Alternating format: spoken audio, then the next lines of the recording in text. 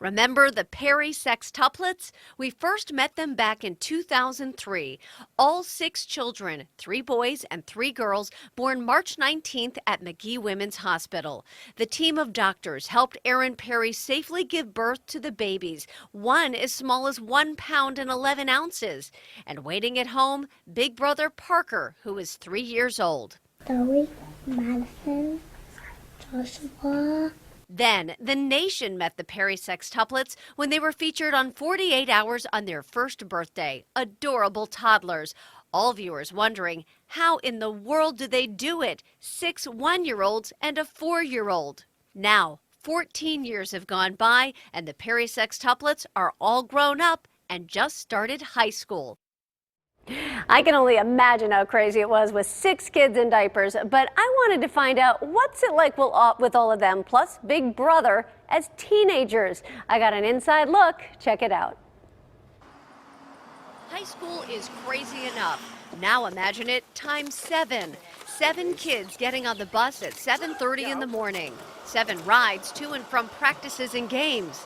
7 mouths to feed, including 4 growing boys. 7 homecoming dates, 7 mobile devices, 7 active teenagers looking for something to do, and the list goes on. It's craziness, it's fun. I wouldn't change it. Erin Perry is the leader of the pack. She and her husband Joe are now divorced. He lives down the street, sharing custody and helping with the kids. Big brother Parker, a senior, helps out, driving his brothers and sisters around when he's not driving himself. Obviously, there's 6 other people to worry about running around all over the place, so I just kind of do my own thing because I can drive and take myself places. Here are the girls. This is Madison. I play basketball, softball, and volleyball. Next, there's Zoe, the family fashionista. I play softball. Here's Olivia. I play basketball. Now the boys. Josh plays ice hockey like his big brother Parker and is known as the family troublemaker. Ride bikes in my backyard. Then there's Ian, who's the family jokester and is in a technology competition club at school called TSA. Well, I just like to work with my hands and build things. And last but not least, Simon, who plays piano. I also do TSA, and I'm starting cross country next year because I just like to run a lot. Being a sextuplet has its pluses. The girls share clothes, and the boys built this bike ramp in the backyard where friends always join in. There's always something to do, like somebody was doing something, you just join in with them. The good thing is, someone's always there with you. And the bad thing is, someone's always there. So many people around you at all times. It's like you're never alone. Like there's not a time when you're just yourself by yourself. Yeah, there's not much privacy.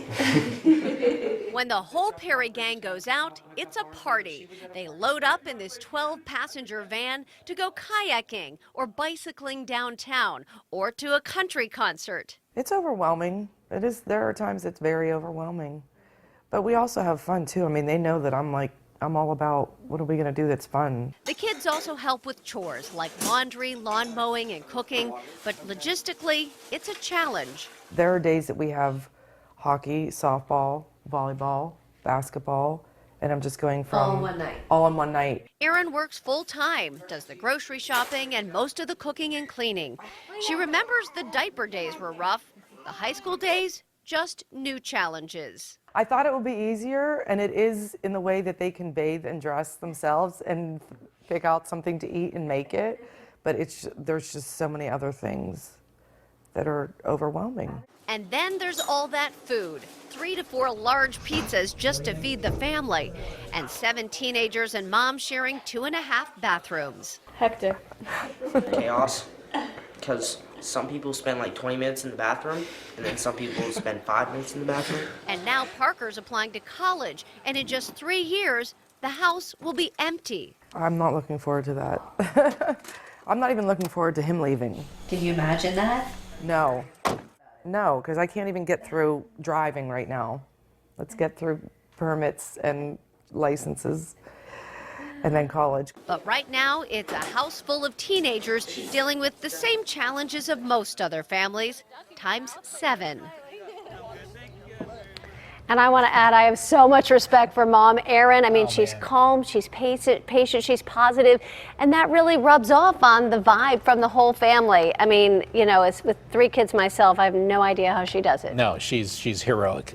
Some of those babies were born so, I mean, they were born so small. Well, they had to be, because, right. So any complications that have Amazingly, lasted? no, none. Madison was the one who had some surgery. She was in the NICU for about 4 months, but no complications at all. It's really amazing. And I can't help but wonder, what's it like for these kids going through elementary, middle school, now high school? I mean, are they just part of the fabric of the community? They really are. Group of 6? Yeah, I mean, they're at Avonworth High School, which is a smaller school. They've gone to school with most of the same kids from the beginning, so it's like, you know, any other family for them, for those kids, but not for the rest of us.